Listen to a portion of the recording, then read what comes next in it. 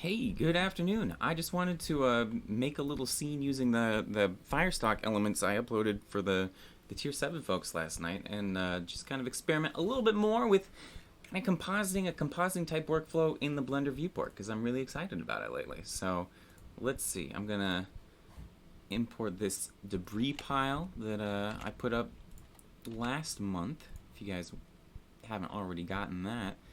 And let's see if we can kind of sculpt a little scene here. Let's see. Figure out a camera first. I want kind of a foreground. And I think I want like a river of lava going through somewhere. I'm just going to copy and paste this guy. Let's see. Maybe even...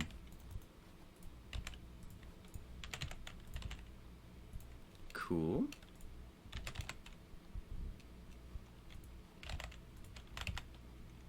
Yeah. Yeah, that could be good.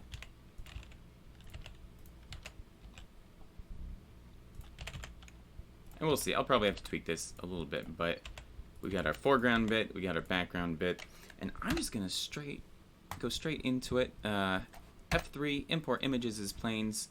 Go over to my umbers here, and this is the tiled video, and I'm gonna make sure it's set to emit and import. There we go. And if we hit play, we can see it's already kind of doing its thing, which is fun. Although it stops, and that's because we have to change some settings. So I'm going to slide this open, bring up the shader editor, and make it cyclic. And there we go. So I can rotate this now, stick it down here, and let's just see how this looks right off the bat. Huh. Might be a little bit wider of a lava canyon than I was expecting. Let's bring these ones in just a little bit.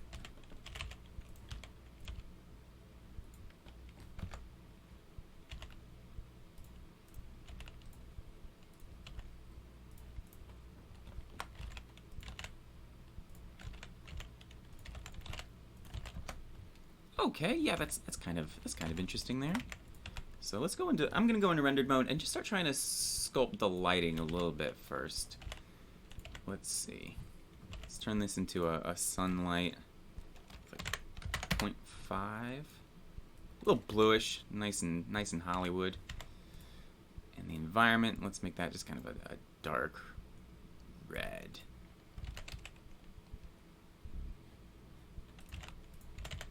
Cool. And I'm gonna try something that I might undo later, and that's create just a little volumetric haze thing here.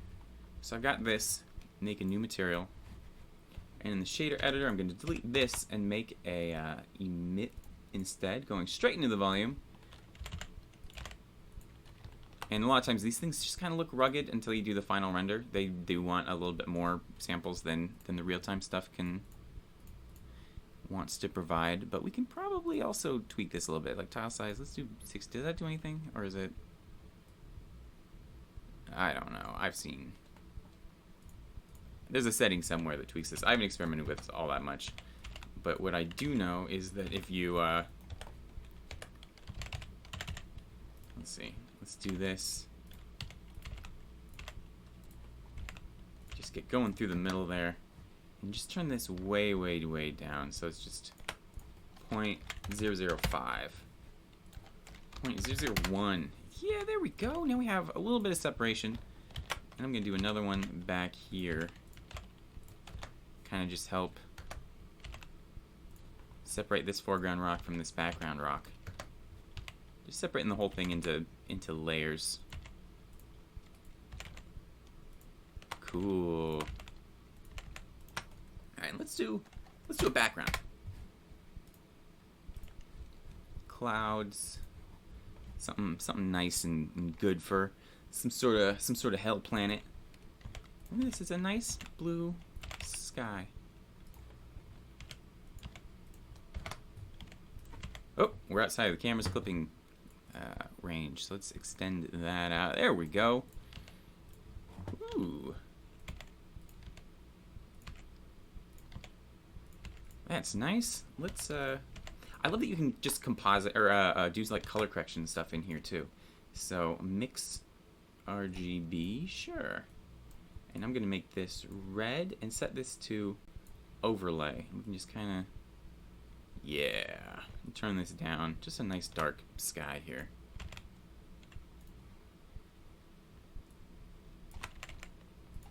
Okay, it's a little larger. Let me make this orange. Yeah. And while we're here, let's get silly and add a moon.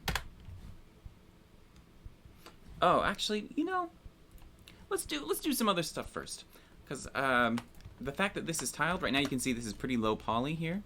I'm gonna go into the UV editor, and if we select this isn't gonna work right off the bat, but I can scale it up, and it gets smaller and denser. And right now it just shrinks. But if we go into the shader editor here and turn it from clip to repeat, then it actually will just repeat. This was bizarrely hard to make, actually. And I'm pleased with how it turned out. So there we go. Now we got a little bit more density. We can get even more if we just scale it up a little more. Yeah, and it kind of repeats, but if you break it up, you know, you can't tell.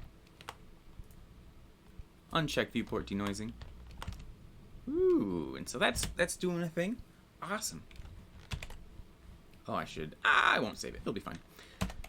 Let's start bringing in some other elements here. Let's bring in, yeah. This is one of the elements I didn't clean up as much as some of the others. Like I didn't have it fade into the black, you know, along the edges. So we have to clean it up just a little bit. But we're gonna do some stuff.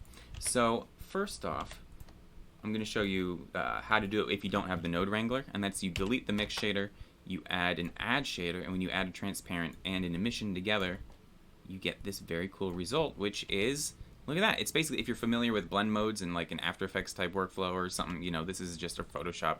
This is just effectively that, which is really cool to be able to do in 3D space. It's casting a shadow, so I'm going to go to the material settings and turn it to none. Cool.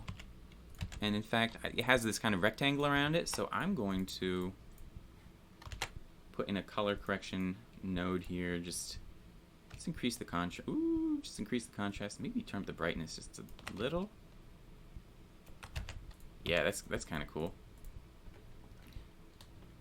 Oh, I'm gonna put these haze layers on a different collection. Haze. And I'm gonna turn off selectability, so that I don't keep accidentally grabbing those objects. Okay, but I do want to grab this object.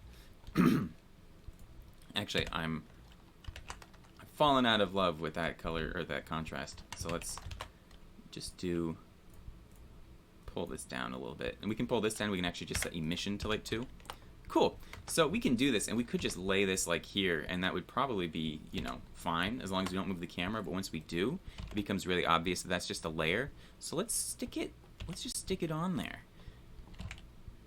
So I'm going to, I don't remember if I rotated before or after. Sorry.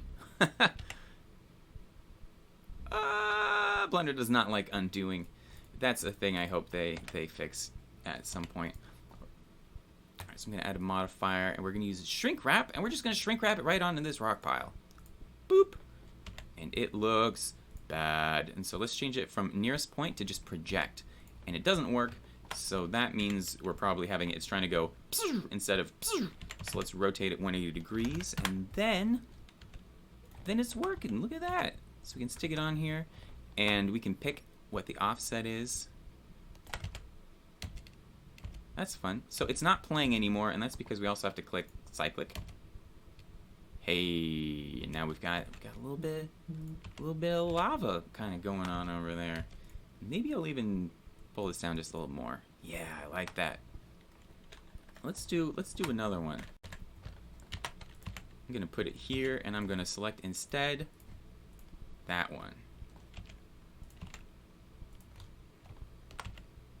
Cool, and now it kind of just blends. Ooh, we can't even see it.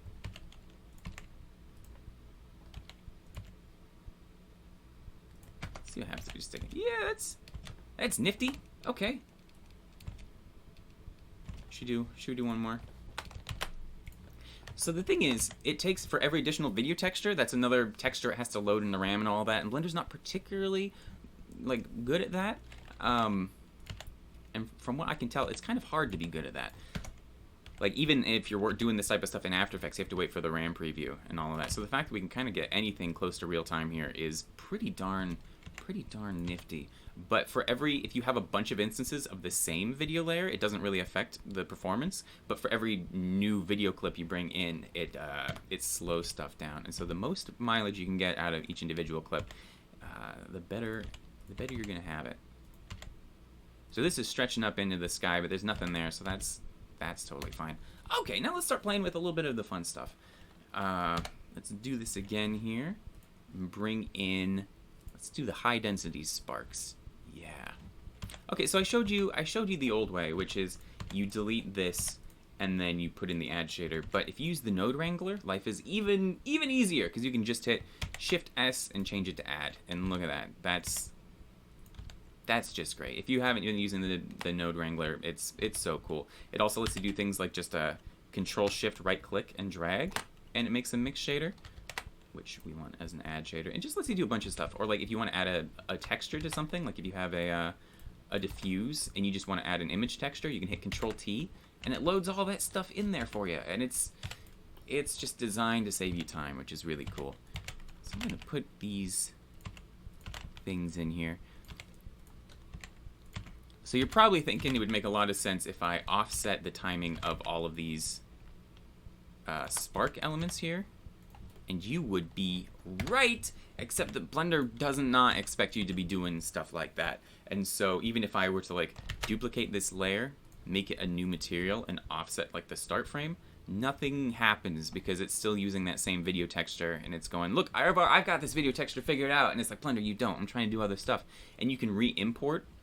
You basically have to re-import it as a whole new thing, and it counts against your RAM, and Blender still sometimes gets confused, and it goes, hey, this is the same video clip, I already know what's going on with this, and it's like, stop, no, you don't know.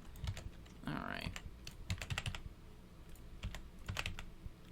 But I tried to pick parts for these where the sparks are fairly consistent, so you can't tell so much that they are looping, or they're all the same. And also, if you just rotate them around and stuff, you can get cool.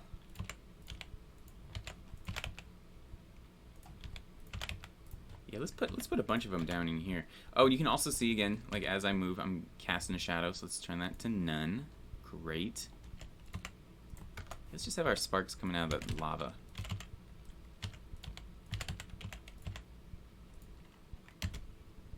Woo! That's a lot going on. Let's do another one. F3, images is planes, embers. Let's do the low density. This one's great. It's just low density. So, cyclic, add shader, none. It's ready to go. I'm gonna stick this one kind of in the foreground here. Kind of add a little bit of haze over the whole thing. You can see right here it's starting to chug a little bit. If it's, again, it's a little bit like other compositors in that regard, where if you do, like once you play through it, it's kind of loaded into RAM, and so then it starts to just operate a little bit faster, which is cool. Like, there we go. Getting 10 frames per second, that's not great, but... And there's stuff you can do. Like, you can swap these video layers out for, you know, like proxies, like really low-res proxies, that gives you a general sense of how stuff's going, and then replace it with the high-res footages for the final export. I do that all the time. Let's see what else we got to play with. I want to do this one. Yeah. Okay, same thing as usual. Cyclic, add shader, none. Oh, add shader. There we go. And I'm gonna darken that up a little bit. Cool. And I'm not gonna shrink wrap this one, but I am just gonna stick it kind of in couple background areas.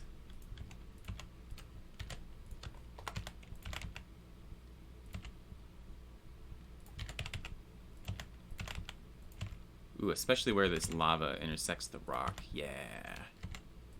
Let's do that. Just trying to rotate it a little bit so we can get as much mileage out of it as possible. Ooh. Ooh, I like this kind of little flaming zone. Let's do more right here, yeah.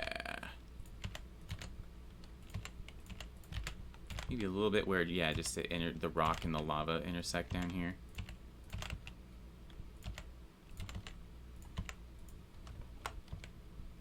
Cool.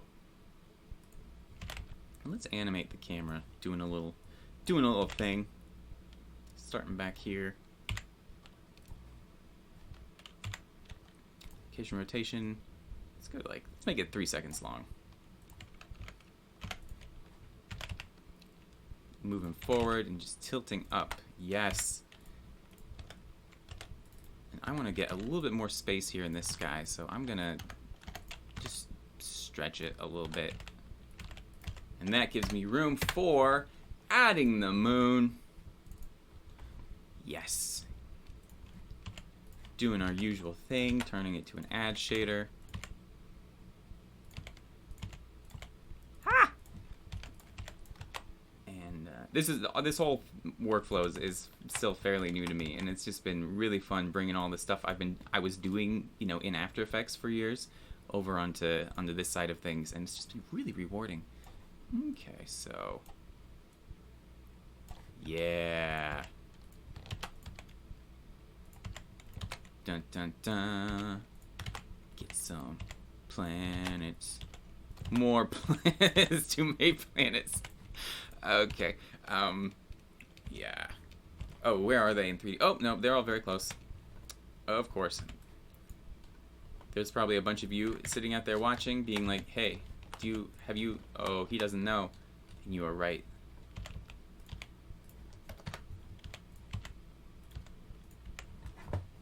Oh. Cool.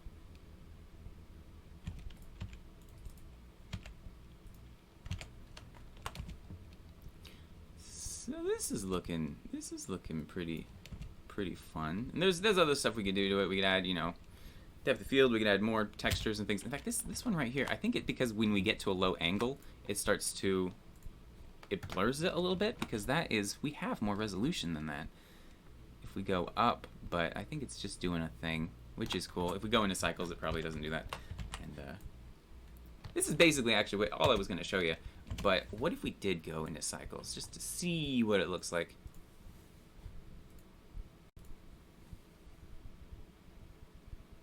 Fairly similar. Yeah. Cool. So that's what I wanted to show you. I think I'll put the sparks up for everybody too, if you just wanna get that and start playing with it. I don't know, it's a fun way to work. All right. I will talk to you later.